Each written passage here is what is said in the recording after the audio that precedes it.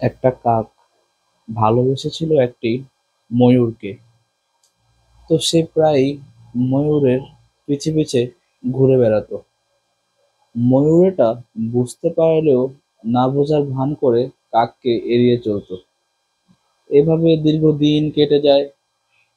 একদিন ময়ূর তার বাসার সামনে একটা হলুদ খাম দেখতে পায়। সেই খামের ভেতরে একটা ছোট্ট কালো রঙের ফুল ছিল। তো ময়ূর বুঝতে পারলো কাকই এই খামের ভেতরে ফুল পাঠিয়েছে। কয়েকদিন পর কাকের সাথে ময়ূরের দেখা হলো।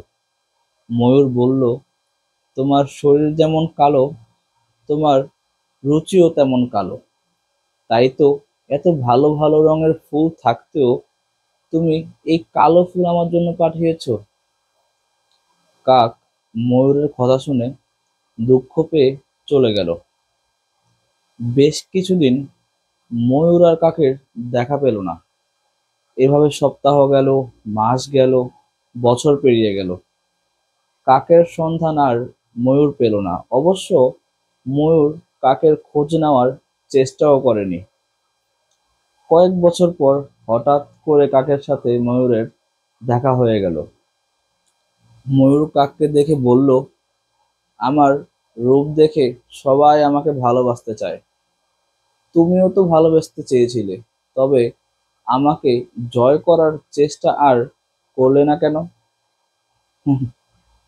কাক জবাব দিল, তোমার সাথে জীবনে একদিনই আমি কথা বলেছিলাম। তুমি যতদিন আমার সাথে কথা বলোনি, ততদিন মনে হয়েছিল রূপের আড়ালে একটা সুন্দর মনও লুকিয়ে আছে। কিন্তু যখন দেখলাম ফুলের মতো জিনিসটাকেও তুমি রং দিয়ে বিচার করো, তখনই বুঝেছিলাম মরীচিকার পিছে ছুটে চলেছি। তাই তো নিজেকে সরিয়ে নিলাম। ময়ূর বলল, এখন যদি তোমাকে পেতে চাই, তবে কি তুমি আমাকে ভালোবাসবে? কাক বলল, চোখের নেশা কেটে গেছে। চোখের নেশা কেটে গেলে মানুষের সৌন্দর্য আর চোখে ধরা পড়ে না।